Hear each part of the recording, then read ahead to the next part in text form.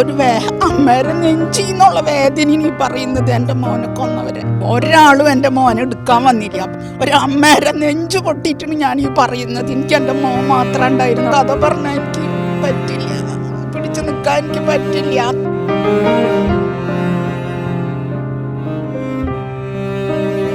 പാവങ്ങൾക്ക് എന്താണോ സംഭവിക്കുന്നത് അവർക്കൊപ്പം കേരള പോലീസ് നിൽക്കാം. കൊമ്പന്മാരുടെ വമ്പന്മാരുടെ ഒപ്പമല്ല പോലീസ് നിൽക്കേണ്ടത്. പാവങ്ങൾക്ക് വേണ്ടിയിട്ട് പോലീസ് നിൽക്കാം. എന്തിനാ ലൈസൻസ്? ആൾക്കാരെ കൊല്ലാനാണോ? പോലീസിന് പെറ്റിയടിക്കാൻ മാത്രം മതിയാ? അങ്ങനെ തന്നെ പറയും. എൻ്റെ മോനെ കൊന്നവരെ, ആ വണ്ടി ഇടിച്ച് കൊന്നവരെ, ഏത് ഹൈ ലെവലിലുള്ളവരായാലും അവരെ നമുക്കൊരു പോലീസ് ഞങ്ങൾക്ക് കണ്ടെത്തി തന്നേ പറ്റുള്ളൂ. ഞാനും എൻ്റെ ഭർത്താവും 2 പെൺകുട്ടികളെയും കൊണ്ടുവന്ന് അവിടെ വന്ന് ഞങ്ങൾ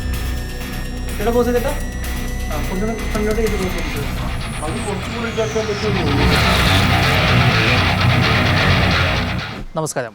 ഈ കഴിഞ്ഞ ഡിസംബർ 17-ാം തീയതി രാവിലെ 8 മണിയോടുകൂടി ഇടപ്പള്ളി കുന്നുംപുറം ജംഗ്ഷനിൽ വെച്ച് ഒരു ബൈക്ക് ആക്സിഡൻറ്റ് നടന്നു. ആ ബൈക്ക് ആക്സിഡൻറ്റിൽ ഒരു 27 വയസ്സുകാരൻ മരണപ്പെടുകയുണ്ടായി. വിനു എന്നാണ് പേര്. തൃശ്ശൂർ സ്വദേശിയാണ്. അദ്ദേഹത്തിനെ ഇടിച്ചിട്ട വാഹനം ഏതാണെന്ന് ഇതുവരെയും പോലീസ് കണ്ടെത്തിയില്ല.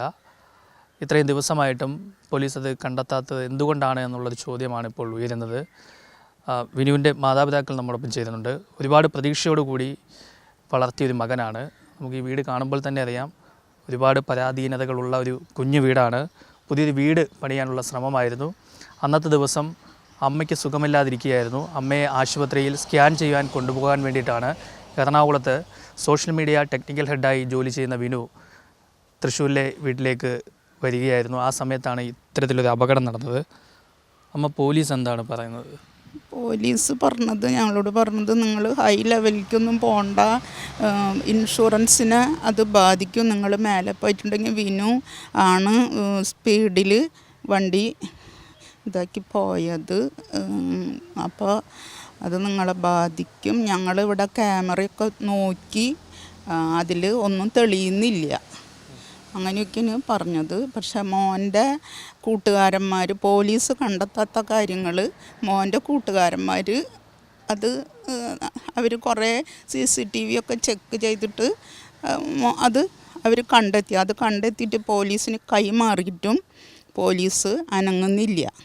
എന്താണ് സംഭവിച്ചതെന്നുള്ളത്. നമ്മുടെ ആവശ്യം എന്താണ്? ഞങ്ങളുടെ ആവശ്യം എന്താ വെച്ച് കഴിഞ്ഞാൽ എൻ്റെ മോനെ വണ്ടി ഇടിച്ചിട്ട് നിർത്താതെ പോയ 2 പേര് ആരുണെന്നുള്ളത് പോലീസ്, എളമക്കര പോലീസ് ഞങ്ങൾക്കത് കണ്ടെത്തി തന്നേ പറ്റുള്ളൂ. ഇതൊരു അമ്മേരെ നെഞ്ചിന്നുള്ള വേദന നീ പറയുന്നത് എൻ്റെ മോനെ കൊന്നവരെ. ഞാൻ അങ്ങനെ തന്നെ പറയും, എൻ്റെ മോനെ കൊന്നവരെയെന്ന്.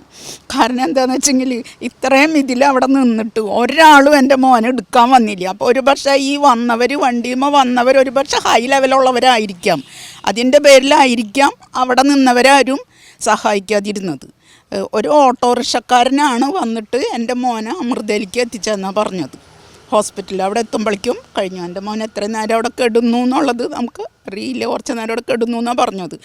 അപ്പോൾ എൻ്റെ മോനെ ഞാൻ അങ്ങനെ തന്നെ പറയും, എൻ്റെ മോനെ കൊന്നവരെ, ആ വണ്ടി ഇടിച്ച് കൊന്നവരെ, ഏത് ഹൈ ലെവലിലുള്ളവരായാലും അവരെ എളമക്കര പോലീസ് ഞങ്ങൾക്ക് കണ്ടെത്തി തന്നേ പറ്റുള്ളൂ.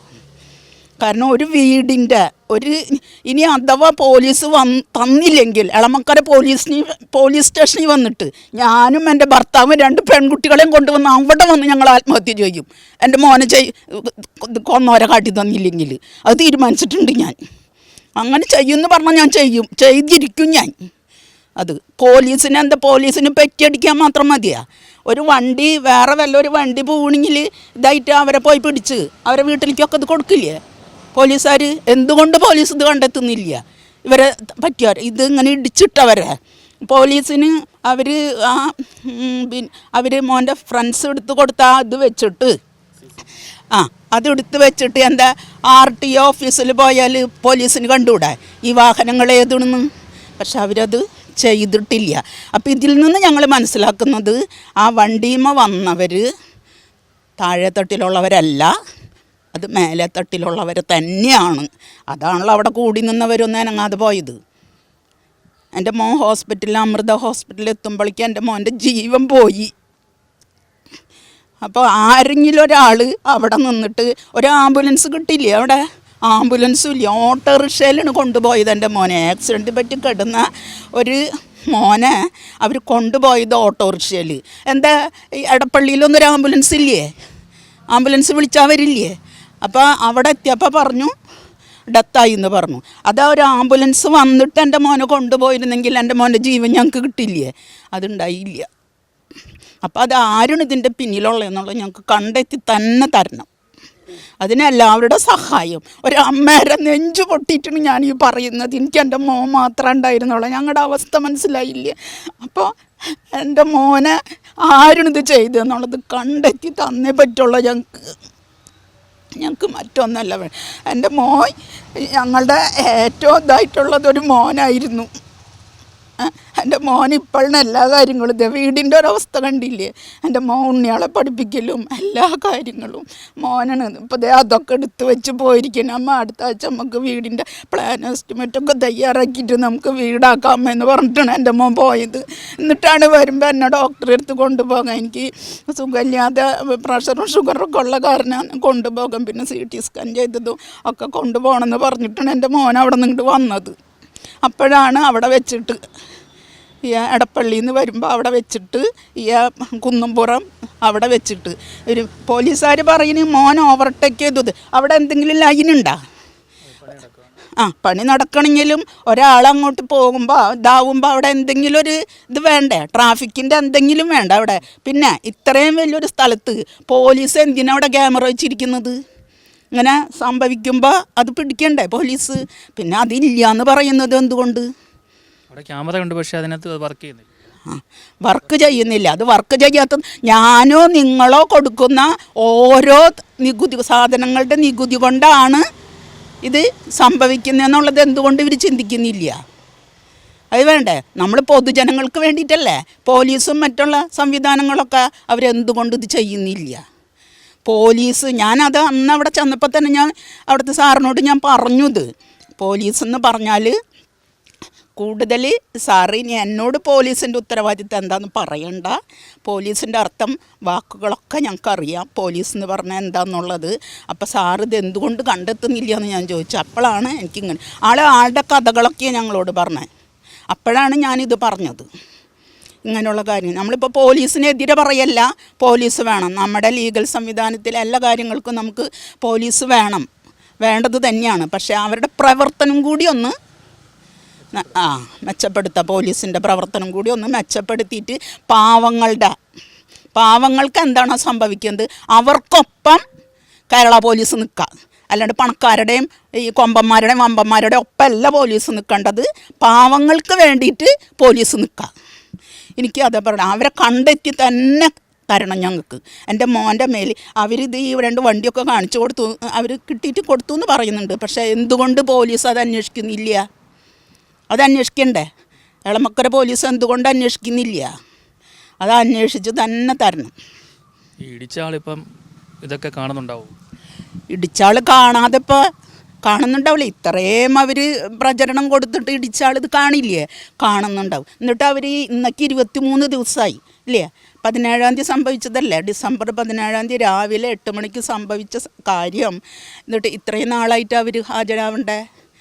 എന്താ ഇവർക്ക് എന്തിനായി ലൈസൻസ്? ആൾക്കാരെ കൊല്ലാനാണോ ലൈസൻസ് കൊടുത്തിരിക്കുന്നത്? ആ ലൈസൻസ് റദ്ദാക്കാൻ അവരെ പിടിച്ചിട്ട്. ഇനി ഒരു അമ്മമാർക്കും ഒരു പെങ്ങന്മാർക്കും ഒരു സുഹൃത്തുക്കൾക്കും ഇങ്ങനൊരു ഇത് സംഭവിക്കരുത്. ഒരു കൂടപ്പിറപ്പിനെ നഷ്ടപ്പെടരുത് ഒരാൾക്കും. അവരെ പിടിച്ച് അവരുടെ ലൈസൻസ് എന്തായാലും പോലീസ് റദ്ദാക്കുക, സർക്കാർ അതിന് വേണ്ട നടപടി സ്വീകരിക്കുക. എനിക്ക് അതാ പറയാനുള്ള. എന്താണെന്ന് വെച്ചിട്ടുണ്ടെങ്കിൽ ഇനിയൊരു അമ്മയ്ക്കും ഒരു പെങ്ങന്മാർക്കും ഇങ്ങനൊരു സംഭവം സംഭവിക്കരുത്. എനിക്ക് അതാ എൻ്റെ നെഞ്ച് എൻ്റെ ഇതിന്ന് ഞാൻ പറയുന്നത്. എൻ്റെ മോൻ്റെ കഥ പറയുമ്പോൾ എനിക്ക് ആകെ ഞാനിവിടെ എൻ്റെ മോളെടുത്ത് ഞാൻ കരയില്ല. കാരണം എൻ്റെ മോൾക്ക് തീരെ വയ്യണ്ടായത്. വിനീഷിനൊക്കെ അറിയാം. ഹോസ്പിറ്റലിലൊക്കെ ആയിരുന്നു എൻ്റെ മക്കൾ. കാരണം ചേട്ടൻ എന്ന് പറഞ്ഞാൽ അവർക്ക് അത്രയും ജീവനാണ്. ആ ചേട്ടനെ അവർ ഈ കൊന്നു ഇട്ടത് പോലീസ് പിടിക്കാത്തത്. ഞാൻ കരയാറില്ല.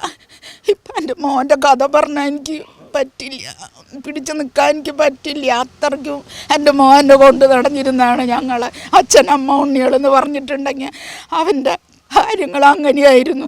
അമ്മമ്മക്ക് വീടൊക്കെ വീട്ടിലേക്ക് വേണ്ട എല്ലാ സാധനങ്ങളും എൻ്റെ മോൻ എല്ലാം വാങ്ങിച്ചു ഇനി വീടാക്കണ്ടോ അമ്മയെന്ന് പറഞ്ഞിട്ട് നമുക്ക് എന്തായാലും ചെയ്യാന്ന് പറഞ്ഞിട്ട് വെച്ചിരിക്കുന്നതാണ് എൻ്റെ മോൻ. ആ മോനിന് അവരിങ്ങനെ ചെയ്തത്. ആ പോലീസ് അതിലൊരു നടപടി എടുത്തന്നെ വേണം. എല്ലാം ശരിയാവും. ഇത് പോലീസ് എന്തായാലും ഇത് കാണുമ്പോൾ ഉറപ്പായിട്ടും ഇത് നീതി നിങ്ങൾക്ക് മേടിച്ചു തരും, വിഷമിക്കേണ്ട, ഞങ്ങളൊക്കെ ഉണ്ടല്ലോ കൂടെ. നീതി വാങ്ങിച്ചു തരുന്നു പറഞ്ഞപ്പോൾ ഇത്ര ദിവസമായില്ലേ, 23 ദിവസമായില്ലേ, എന്നിട്ട് പോലീസ് എന്താ ചെയ്ത്? ഇത് തട്ടിയവർ ഇത് കാണുന്നുണ്ടെങ്കിൽ അവർക്കുണ്ട് അമ്മയും പെങ്ങന്മാരെന്ന് അവർ ചിന്തിക്കണം. ഒരമ്മയുടെ വേദന അവർക്ക് എന്നാൽ ഈ പറഞ്ഞ ഒരമ്മമാരും പെങ്ങന്മാരും സ്നേഹിക്കുന്നവരാവില്ല. അതിൻ്റെ പേരിലാണല്ലോ അവരിങ്ങനെ ചെയ്യുന്നത്. അങ്ങനെ ഉണ്ടെങ്കിൽ അവരിത് കണ്ടാൽ നേരിട്ട് അവരുടെ ഇതാക്കുക, അവരുടെ ലൈസൻസ് റദ്ദാക്കുക.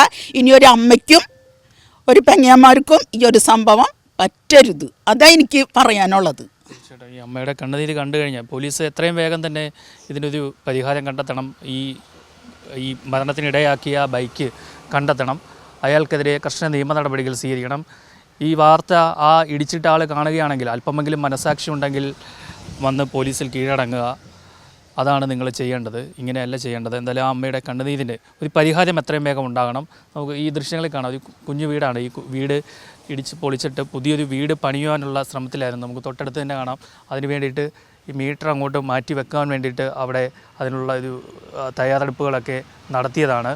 ഇവിടെ വന്ന് അമ്മ നേരത്തെ ആക്സിഡൻറ്റ് പറ്റി, അതിനുശേഷം ശാരീരിക അസ്വസ്ഥതകളുണ്ട്, തലയ്ക്ക് നല്ല വേദന ഉണ്ടായിട്ട് സ്കാൻ ചെയ്യുവാനായിട്ട് കൊണ്ടുപോകാനായിട്ടാണ് അന്നത്തെ ദിവസം 17-ാം തീയതി വീട്ടിലേക്ക്, എറണാകുളത്തെ ജോലിസ്ഥലത്ത് നിന്നും വീട്ടിലേക്ക് വരുന്നതിനിടയിലാണ് ഇത്തരത്തിൽ ഒരു ദാരുണ സംഭവം ഉണ്ടായത്. ഓവർടേക്ക് ചെയ്യുന്നതിനിടയിൽ എതിരെ വന്ന ബൈക്ക് ഇടിക്കുകയായിരുന്നു. ആ ബൈക്ക് ഇടിച്ച് മറ്റൊരു വാഹനത്തിൽ, ഒരു സ്കൂട്ടറിലേക്ക് ഇടിച്ച്, അങ്ങനെയാണ് ഈ ഒരു അപകടം നടക്കുന്നത്. എന്തായാലും ആ ഇടിച്ചിട്ട ബൈക്ക് നിർത്താതെ കടന്ന് കളയുകയായിരുന്നു. അയാളെ കണ്ടെത്തുവാൻ വേണ്ടിയിട്ടാണ് പോലീസിൻ്റെ മുന്നിൽ ഈ അമ്മയും കുടുംബവും കൈനീട്ടുന്നത്. തൃശ്ശൂരിൽ നിന്നും രഞ്ജിത്ത് എസ് പിള്ളയ്ക്കൊപ്പം ആർ പിയൂഷ്, മറുനാടൻ TV.